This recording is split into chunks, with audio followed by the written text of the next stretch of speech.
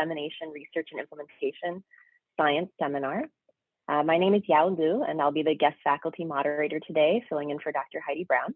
I'm an assistant professor here at UW-Madison in the Department of Ophthalmology and Visual Sciences, and my work focuses on best practices for implementing medicine-based diabetic eye screening in primary care. As a reminder, this seminar series is our new interactive program held virtually to learn about the growing science of dissemination and implementation, also known as D&I. We appreciate you all being here today and hope that you will continue to join us for future sessions. You can join the mailing list by clicking the link in the chat, which will be posted shortly. I would like to introduce Dr. Felice Resnik. We're delighted that she'll be leading today's seminar titled An Introduction to Dissemination and Implementation Science. She is a fabulous implementation scientist in the D&I Launchpad here at the University of Wisconsin-Madison. Felice is passionate about D&I science as a bridge to connect science to practice and to extend the impact of research. Her work focuses on designing and developing knowledge of practices associated with the successful dissemination and implementation of evidence-based interventions. And now I will turn it over to Felice. Thank you, Dr. Liu. We really appreciate you joining us today as the guest faculty moderator. As you have spoken briefly about, you have excellent experience conducting dissemination and implementation science research, and I hope you can share some of that with us today. As Dr. Liu mentioned, I am a scientist in the D&I Launchpad at UW-Madison, and I am excited to join you all today to provide an introduction to dissemination and implementation science.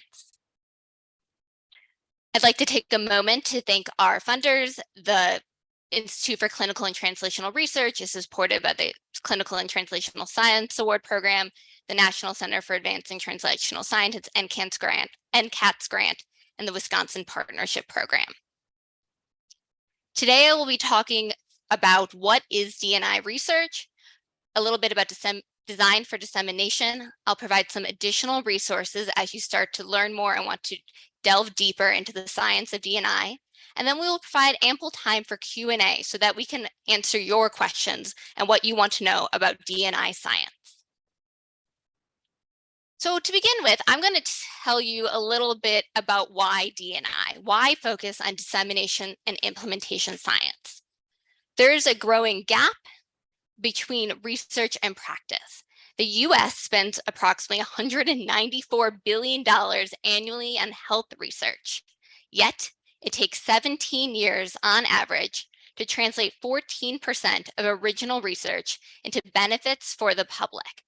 A lot of us have probably heard this statistic before, and while we look at it and it's problematic and troubling, we often kind of find ourselves thinking, now what? What can we do to speed up the amount of time it takes, and so that we can get more research into practice, and so that it takes less time? I, for one, know that this is why I started getting interested in dissemination and implementation science research.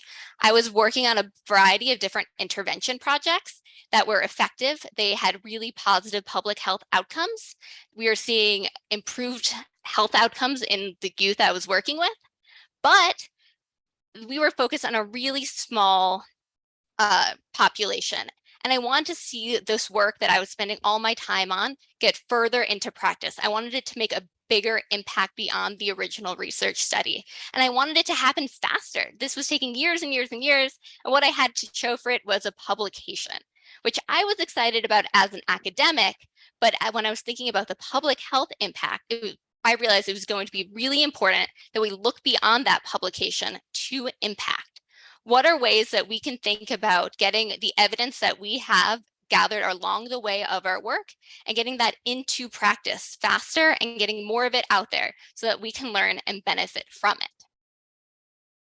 Another thing that often happens in D&I in research is that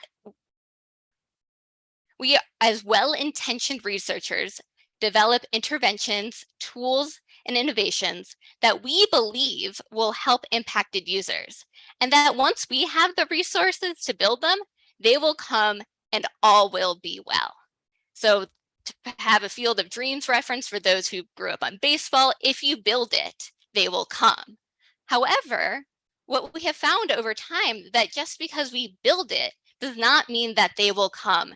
And if individuals, the impacted users, are not using or benefiting or wanting to do our interventions, this exacerbates that gap presented before, where it takes too much time to get too little research into practice.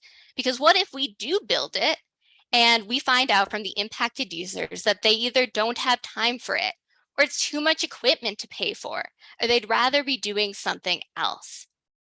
We as researchers need to start moving beyond the idea of just building it and hoping they will come, and really thinking about how we can optimize the benefits of interventions, how we can understand fit and context and values of our impacted users by asking certain questions while we're developing our intervention, such as what matters to them, so that we can design these interventions and tools to meet the values and needs of our impacted users. What matters? What is something they'd rather be doing that will help them?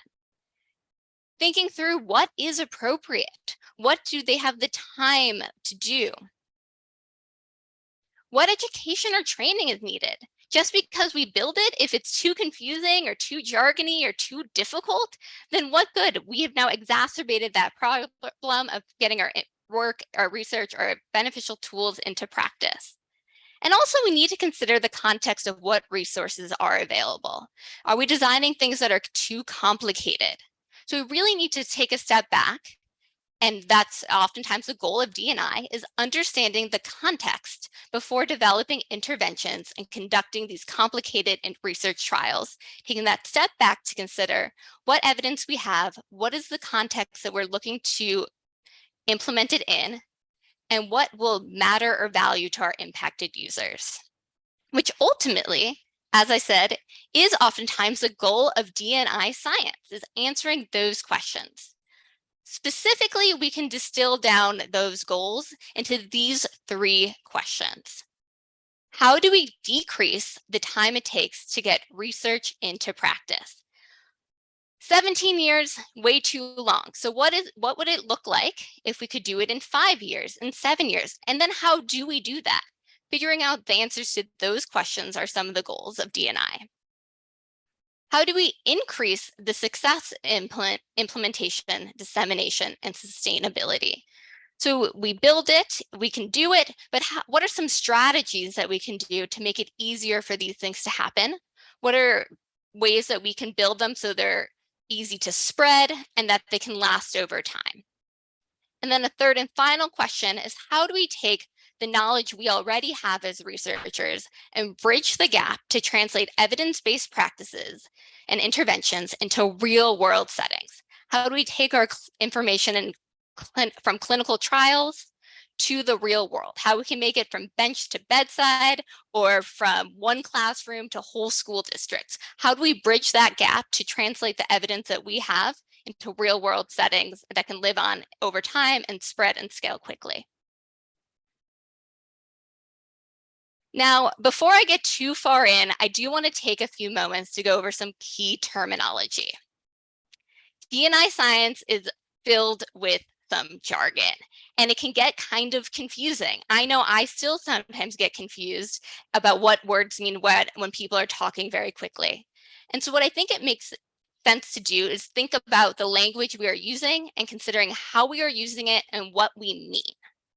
So when we are talking, and specifically I am talking right now about dissemination, I am talking about the targeted distribution of information and intervention materials to a specific public health or clinical practice audience. When I'm talking about implementation, I'm talking about how we do it, the use of strategies to adopt and integrate evidence-based interventions and change practice patterns within specific settings.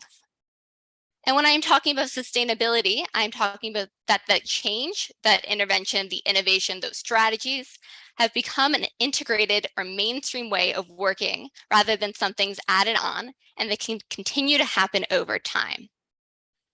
So dissemination is how wide, how far can we spread our work, whereas this implementation is how deep can we get it, how well can we deliver it, and sustainability is how can we make it so it happens over time continuously, which gets back to those goals.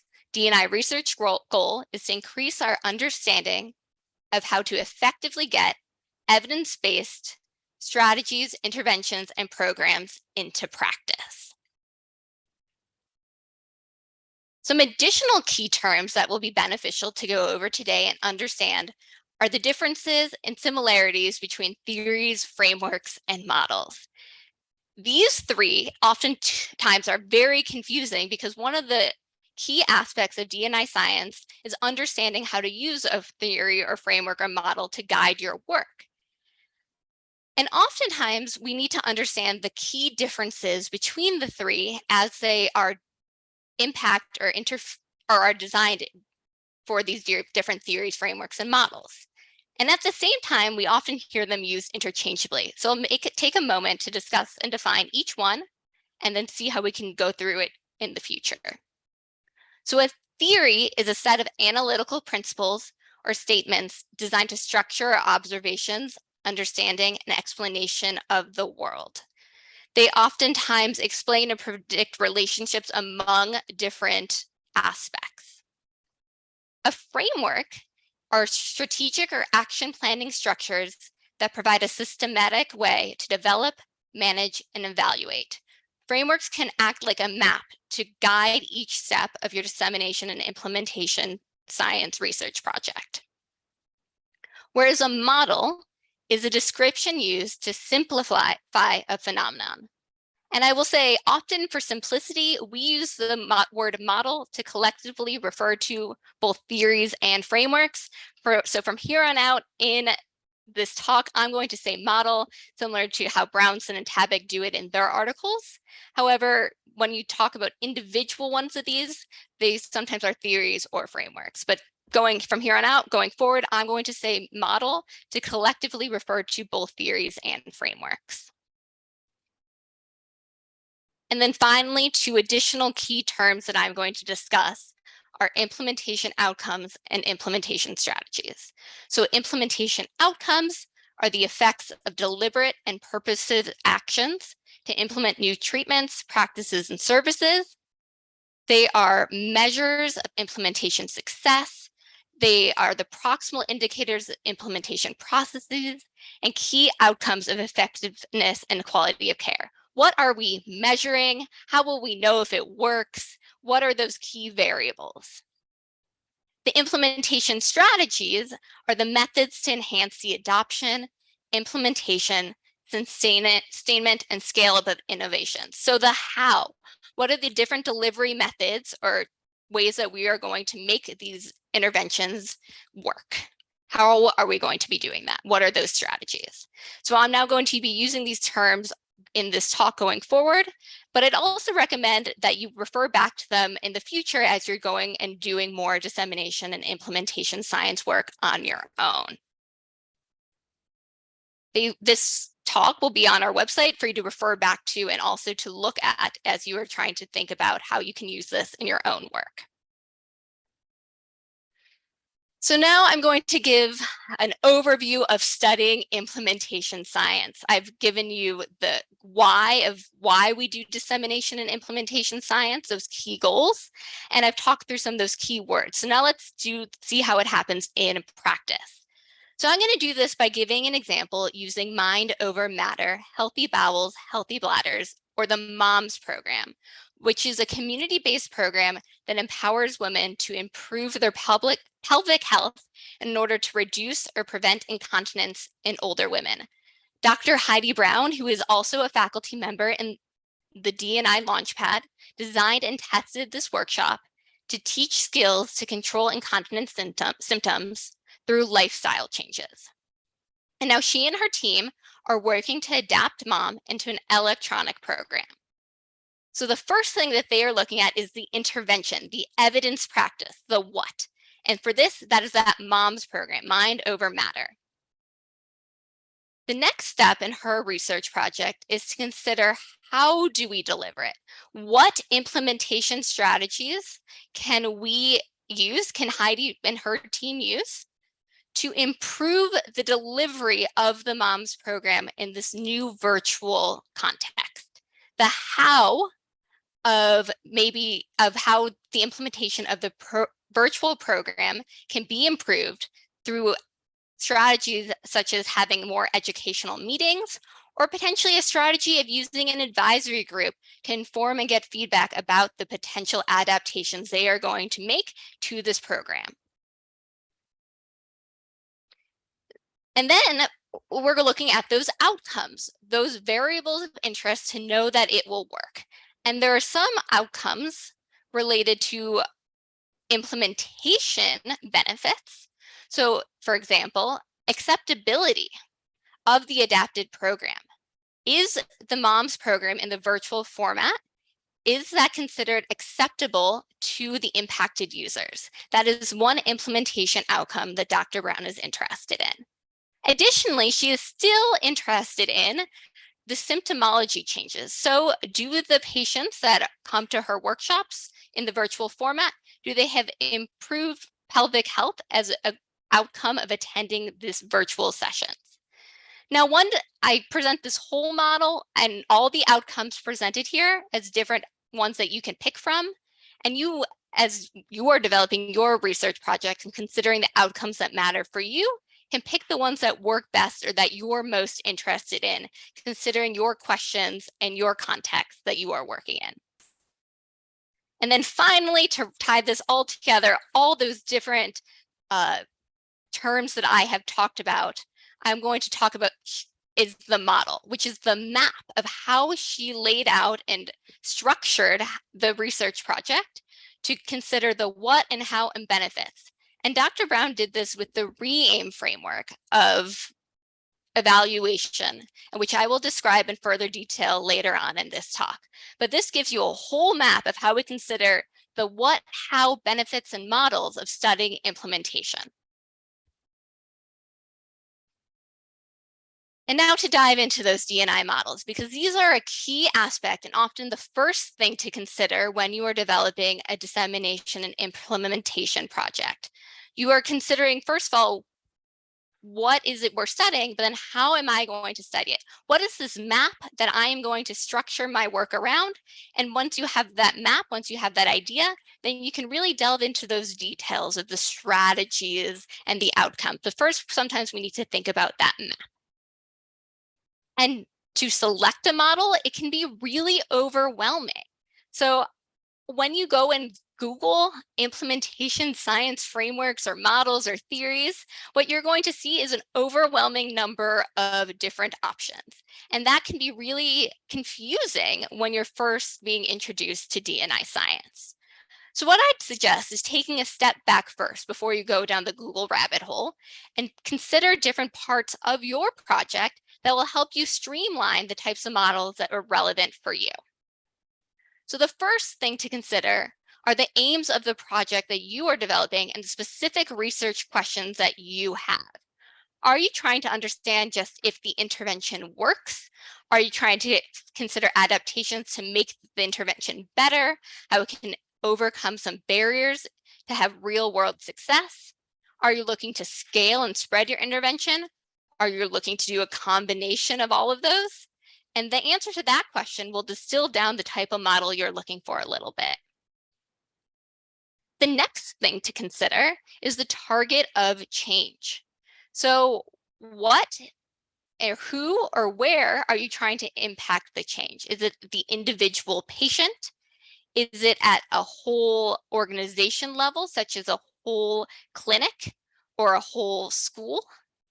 Or are we looking at a full systems change where we're looking at hospital systems overall? That target, whether we're looking at an individual or a broader hospital level system-wide change, can help distill down even further. So as you go through each question, the models that are relevant to you will start to get a little bit thinner so that you can start picking ones that will work best for you. Third, I'd consider the context. So what is this intervention or tool or innovation? Where are you going to study it? What resources are available there? Is it going to be happening in person, online? Are we looking at 3,000 people or 3 people? Do they have a lot of resources, or is it a low resource setting? Answering that question can be helpful as well. Fourth, consider the timing of your study. Is it a one-time measure? Are you doing it longitudinally, or is it going to be iterative, where you make some changes, measure, make some changes, measure? Because different models are better for different ones. For if you want to be doing it at one time, or if you're going to be doing different cycles or measuring over time. And then finally, to distill it down, you can consider how will it be measured? Are we looking at a qualitative data collection? Are we looking at quantitative data collection, or both? Because many models will have some qualitative guides that are really helpful to ask questions related to, for example, barriers and facilitators if you are able to collect qualitative information. However, if you are only able to collect quantitative information, certain other frameworks are really strong in that aspect. Or if you're doing a mixed methods implementation study, there are ones that provide options for both and can help in that sense of structuring your project. So these are just some tips to consider when selecting a model. And what you will still find is that there are still a lot of options, but it can help you distill that 100 and something lists down to maybe 10 that are really focused, and then you can dig in a little bit more for you. Also, when choosing your model, you can consider your question. So is it something you're looking at in terms of the process over time? Are we wanted to do first step, we're going to explore. The second, we're going to implement. Then we're going to see if we can maintain it. Are we looking at determinants, which are related to the barriers or facilitators to implementing your intervention or innovation? Or is this after the fact an evaluation of your implementation project? And then when you're looking at the model characteristics broadly, once you get down to those 10, you can consider whether you prefer a model that is more loosely outlined or very operationalized. So is it give you a step-by-step of how to consider the model? Or do you prefer a model that is more loose, that has broad questions that you can then tailor more to your work? Are you looking at dissemination or implementation, or both? Now, that might seem like a really basic question, but for a lot of frameworks, they're really focused on either implementation or both. However, the science of dissemination is growing, and there are some models that are just relevant to those questions. And then finally, really consider the socio-ecological framework. Does the model operate at the individual, organization, community, or system level? Tabak et al. Has a really great article from 2013 where she reviews all of these models and goes through each one of these characteristics. And I'd recommend you look to that in the future if you're interested in learning more. Or if you do actually go through and answer each one of these questions that I mentioned before, you can go to this really cool and helpful website, dissemination-implementation.org. And what you will see is on the right here, it will ask you the same questions that I went through. Are you looking for a dissemination or an implementation framework? What level are you looking at? And what constructs matter to you? And it will help distill that down for you and help give you those resources that will help point you in the right direction. So I want to point that out as one really helpful resource. And now I'm going to give you a couple of examples of two models that are very popular. These, if you are just going to rank models based on citations, these two actually come up quite frequently and are definitely in the top 10 of dissemination and implementation model citations. And I'm going to give you these examples using projects that have occurred at UW-Madison. So the first framework I'm going to dive into is CFIR, or the Consolidated Framework for Implementation Research. What's nice about CFIR is that it's a consolidated framework, which essentially means that it includes constructs from other theories and combine them all together to create this one framework that can overcome the gaps that some of those theories and frameworks had, where they didn't consider certain contexts or different levels. They'd use different language. And so by consolidating them all into the CFIR, it allows one way to look at many different questions, one overarching framework to use instead of trying to pull from many different ones. It is exceptionally good if you're trying to examine facilitators and barriers to implementing your tool intervention innovation. So it is known best as a determinants framework. Specifically, it looks at 5 domains. So those domains are the individual level, the individual impacted person, the inner setting or inner context that you're working in, outer setting, which are the area beyond, like if it's the individual is a patient, the inner setting might be the clinic, the outer setting might be the hospital or the city or town to which that hospital resides in. It looks at the intervention itself and how easy and adaptable it is, and then also the process, the steps of the intervention and how it works in that context. There's also CFIR 2.0 I want to mention, which is currently under review for publication and really builds out the CFIR so that it considers more health equity and addresses a couple of concerns that have come up in the 15 years since the CFIR was originally published. Now for a specific example, Dr. Fiore used the CFIR to understand and assess potential barriers and facilitators to an intervention known as Striving to Quit. Striving to Quit is a smoking cessation program for pregnant and postpartum women. They did implement Striving to Quit through the Wisconsin Women's Health Foundation, and they wanted to understand what barriers and facilitators were coming up through the different domains that were addressed in the CFIR. And so they looked at all 5 domains of the CFIR to understand those different barriers and facilitators so that they could then potentially adapt Striving to Quit to better fit the context, or so they knew that it was going to be a good fit, that Striving to Quit was a good fit for that context. So at the intervention domain, they looked at a construct of adaptability. So was Striving to Quit easy enough to adapt so that it could be less complex? And they were able to do that, and were able to add referrals to the Wisconsin Women's Health Foundation, and they found that that was a facilitator to implementing Striving to Quit. At the outer setting levels, they considered external policy incentives around implementing Striving to Quit.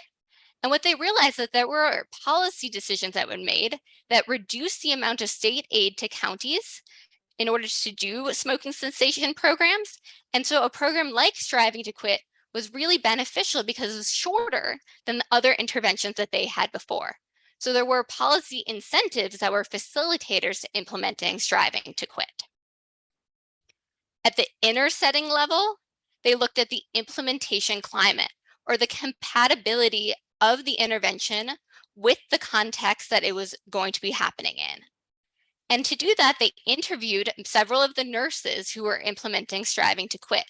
And what they found is that the intervention was a better fit with the context, that it was compatible with the existing workflows, because nurses felt like they had were better able to bring up this somewhat sensitive topic with the postpartum and pregnant women, but that because they were referring them to the Wisconsin Women's Health Foundation, that they were able to leave some of that hardcore counseling to the professionals, so it was less complex for them.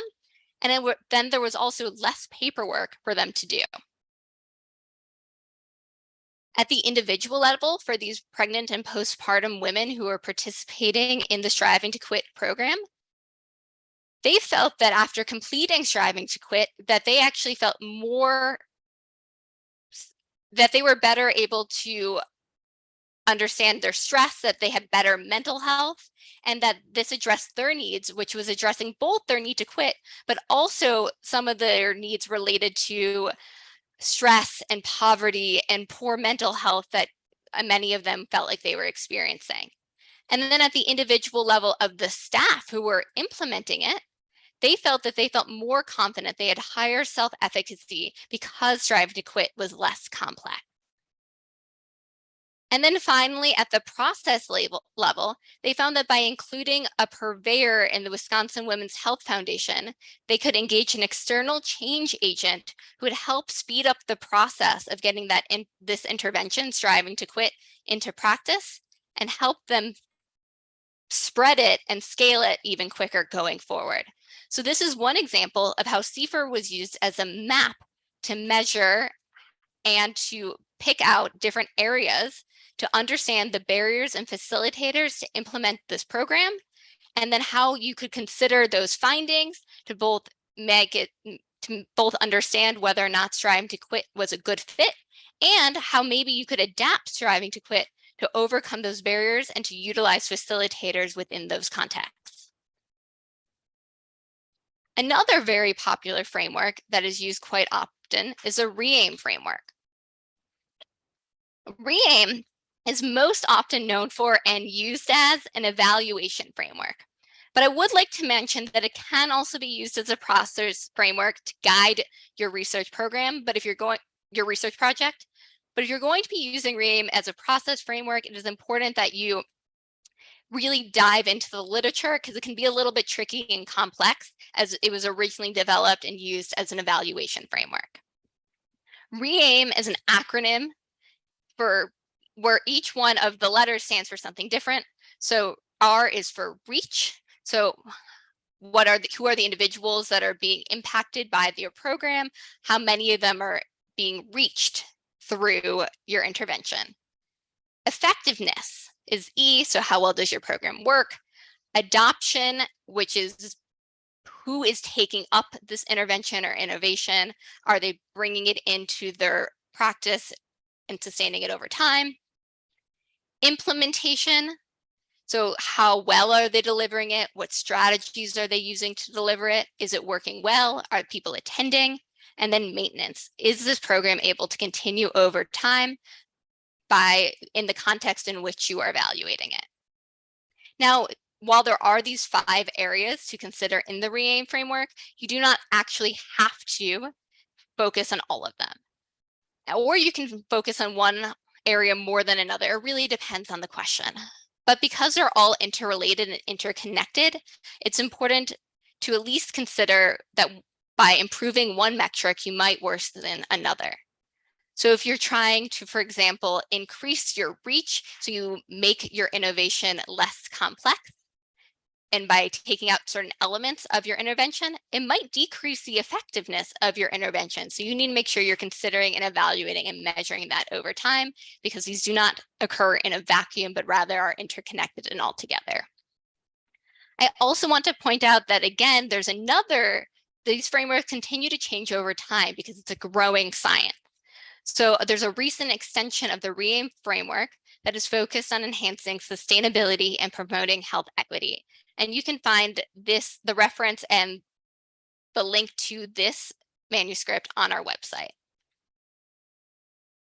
Now, for an example where REAIM was utilized to evaluate and understand the adaptation of the Stepping On program to Passando Forte.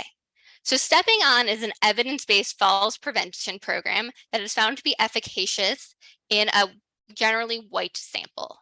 But what was found is that it actually was not very efficacious and was not being adopted by Latino seniors. And they tried to use different marketing techniques, but what they realized over time is that Stepping On needed to be tailored to fit with the context and to fit with Latino seniors' needs and what they valued. So they developed Passando Forte, and they adapted the program to fit with their needs.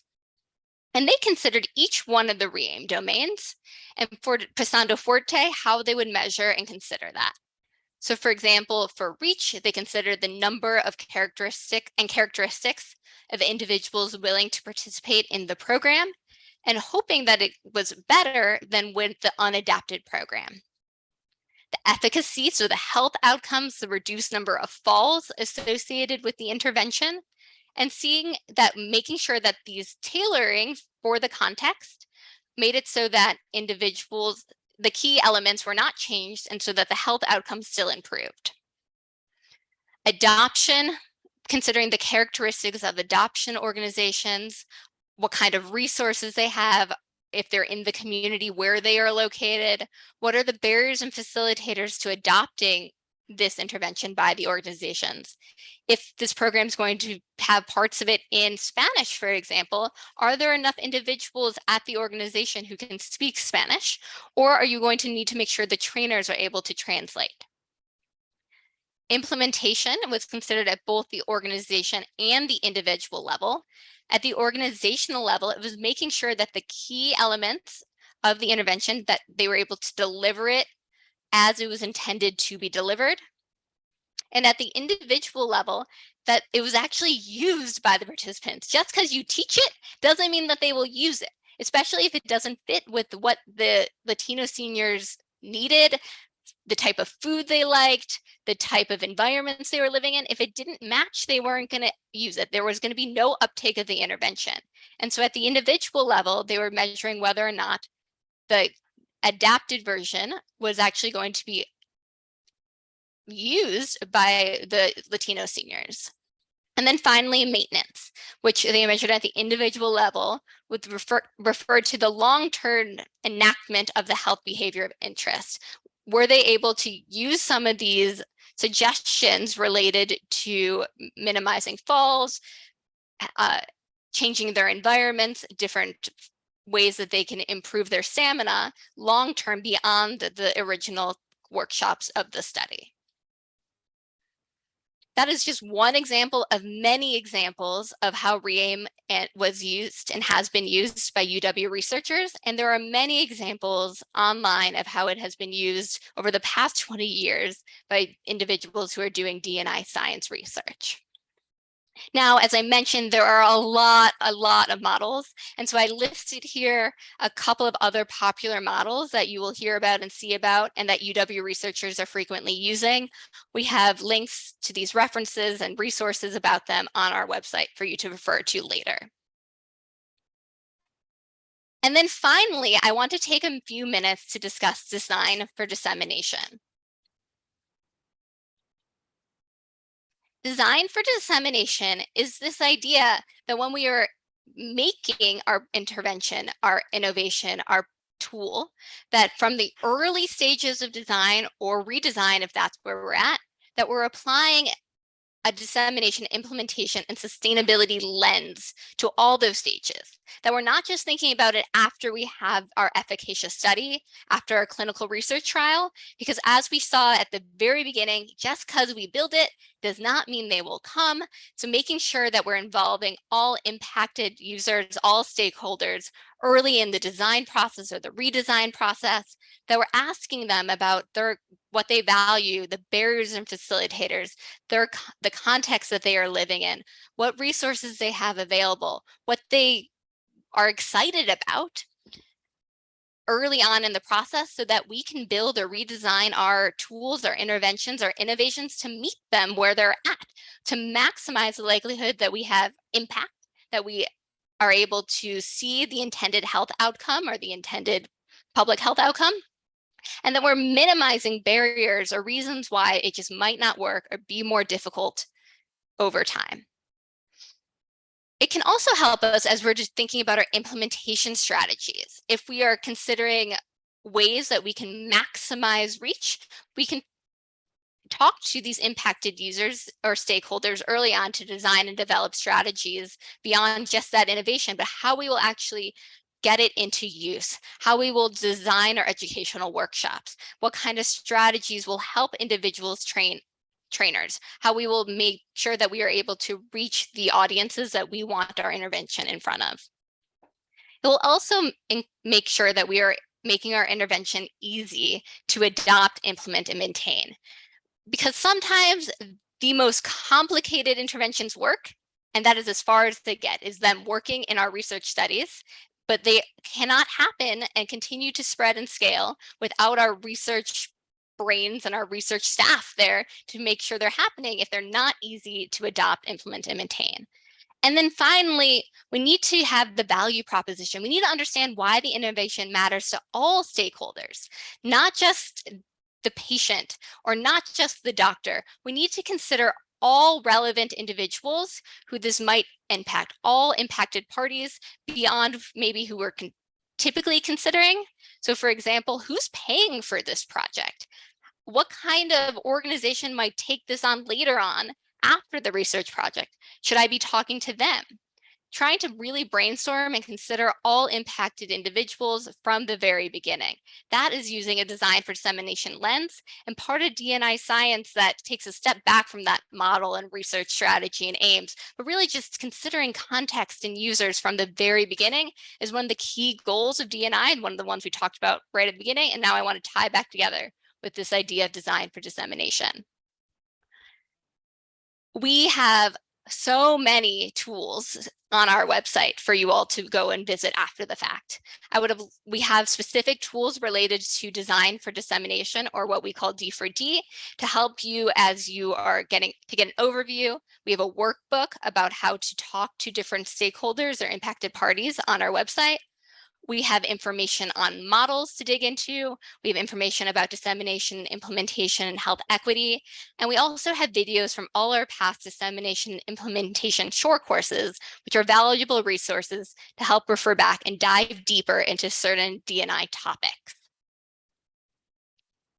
And then finally, I just want to say thank you. Thank you so much, all of you, for attending this introduction to dissemination and implementation science as part of this DRISS seminar series. I will switch over to Q&A in a moment, but I want to really just dig into all those links that are up on the screen. Rachel Moline will be putting them into chat so that you can go and refer back to all the things I mentioned today, so that you can sign up for the listserv for DRISS, and also so that you can take our feedback survey, which we will use to think about topics and to adapt our seminar series going forward. So thank you very much. Now for Q&A. Wonderful. Wonderful. Thanks so much, Felice, for that great overview and an introduction to D&I science. While we're waiting for folks, I think we have just a few questions, maybe one question so far, but I guess I just wanted to start off with a quick question, which is for somebody who's just starting in dissemination implementation science who has an idea for their project, how would you counsel them when they ask you, is this project D&I? Is it not D&I? How do you help people make that determination? Oftentimes, if I am considering whether or not a project is D&I, oftentimes I like to think back to what is the question we are answering. And if the question is, does this research project is it efficacious? Is it having the research outcome on that study? And that's all I'm interested in. It might not be at this point a D&I study, but if we're interested in both, does it work? And maybe we're just starting to understand the context, which I would recommend we all do because I've bought the D&I Kool-Aid early on. I'm a D&I scientist. If we want to start considering context, that's where we're really starting to get into a D&I study. And so you can be doing both a traditional clinical trial and considering context, and that is an implementation science study at that point. So once we're starting to gather any information about our implementation context, then we're starting to move into the world of D&I science. I will have Rachel put in chat on our website. We have information about these hybrid trials, which is the idea of studying both implementation context and getting information about your research clinical trial and efficacy on our website, which I would point you to. And there's a really great article about locating yourself on the D&I Science railroad track, where it will kind of ask, and it's a framework that I've referred to several individuals during consultations to, and thought questions to ask about whether or not it's a D&I science question, or where on the process you might be. Great. Yeah, just I know there's a lot of terminology that is used in D&I. So one of the ways that I kind of think about this is in traditional D&I research, you want to have an evidence-based intervention that you're looking at. How can you disseminate it, increase adoption, utilization of some evidence-based process, so that there's probably already been a clinical trial that's highly formalized, that has shown that under these very rigorous circumstances, you get the outcome that you desire. And so oftentimes you want to pick an intervention that already has quite a bit of evidence behind it. But like you said, Felice, it may be that maybe you don't have as much evidence for the intervention yet, but you're already starting to think about future dissemination and implementation, so that you're going to be studying both the efficacy and the effectiveness. Effectiveness being, how does this work in daily life, rather than in the setting of a rigorous randomized clinical trial in a traditional setting. So we have a question. It says, design for dissemination looks a lot like the EPIS model. Can you help me differentiate the two? Yes. So in some ways, the EPIS models, which is another popular model used by D&I researchers, which looks at exploration, preparation, implementation, and sustainment, it's another acronym, and to consider different aspects of your intervention study. And it provides a map that goes through each one of those process steps to look at whether or not it will fit.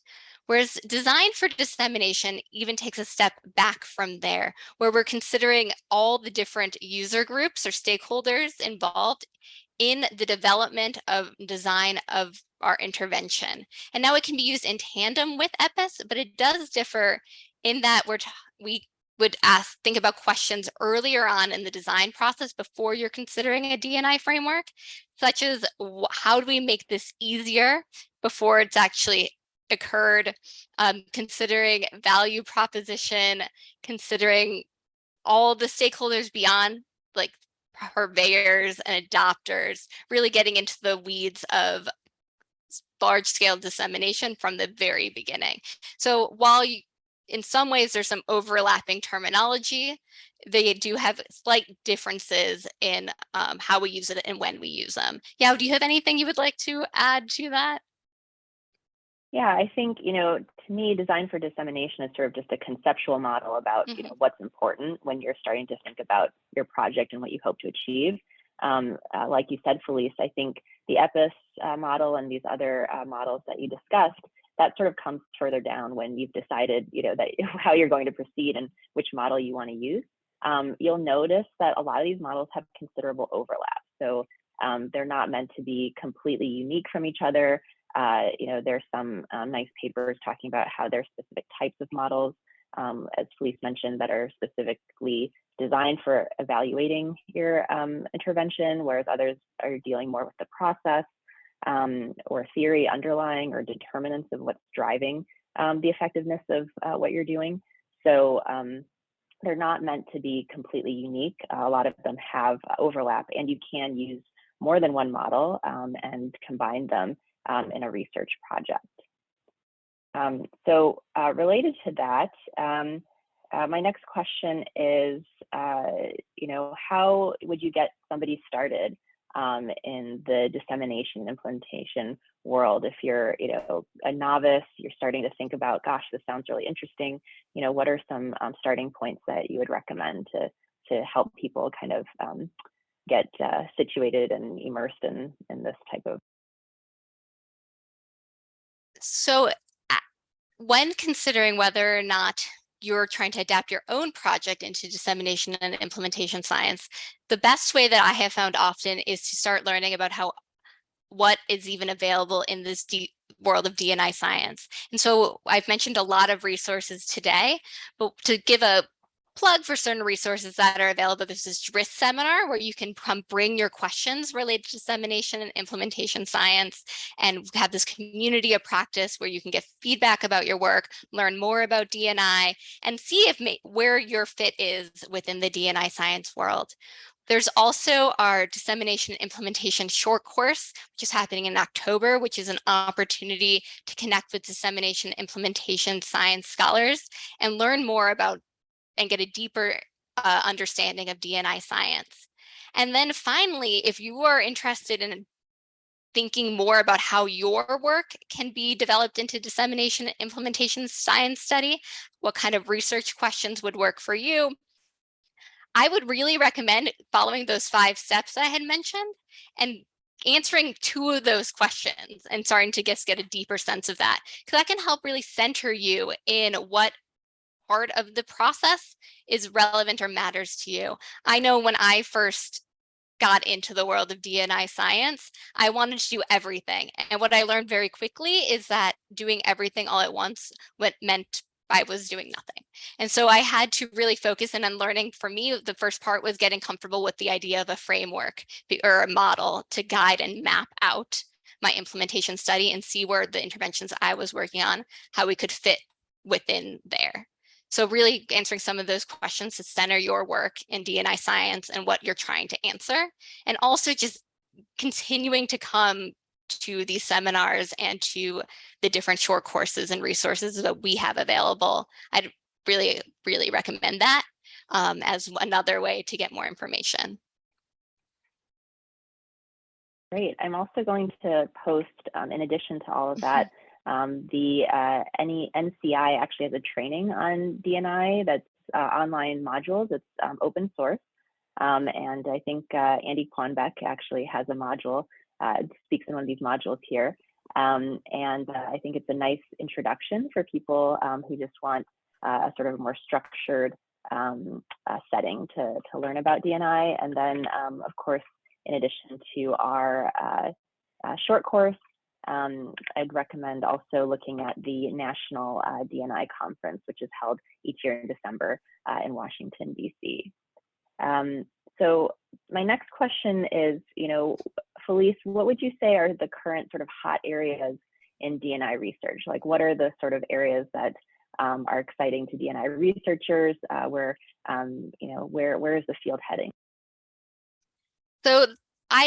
So there are many interesting aspects of D&I science as it is a developing science. But I'd say if I were to pick a few buckets under which a lot of the new work is being developed under, one that you saw me mention a couple times today are reiterations or adaptations of models and consideration of health equity and health disparities, and how dissemination and implementation science can be a tool to address health equity instead of something that exacerbates disparities with the individuals we are impacting.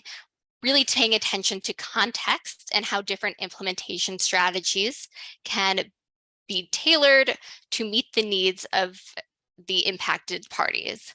And as Rachel just put into chat, we have a bunch of resources, and I mentioned them today. So that is one area of sustained interest and impact and work that is happening within D&I, the D&I field. Another is, I spent a lot of time today talking about the implementation part of D&I. And so when we're talking about dissemination, the science of dissemination is also in a lot of ways more in development and a hot topic issue of how do we promote the frameworks related to dissemination, and how can we use those frameworks or models or tools that are available in dissemination science early on in our work. And there was a recent scoping review of the dissemination frameworks that was recently published that is on our website that I would recommend if that is of interest to you, to dive more into dissemination science. Great. I'd also add, there's a lot of interest in study designs, as was in the last seminar, where Danny Almiral talked about adaptive implementation strategies and study designs. The use of costing, which Andy Quanbeck has been leading. And so I think it's a really exciting time to see how these are growing the field. My next question, Felice, is, what are some related disciplines or skills that are useful in D&I research? So most people come from a quantitative background. They're used to using, power calculations, a biostatistician, a traditional randomized controlled trial. What are some of the different tools that are used more in D&I science that are complementary? So